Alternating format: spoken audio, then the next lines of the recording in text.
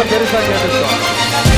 மக்கள் வந்து நிம்மதியா ஃப்ரீயா நீங்க பாக்குறதுக்கு ஒரு இடம், அதை நாங்க தேர்வு செஞ்சு அதுக்கு பர்மிஷன் கொடுத்தோம். ஆனா நீங்க என்ன பண்றீங்க, அந்த இடத்தையெல்லாம் விட்டுட்டு நெருக்கடியோட மக்கள்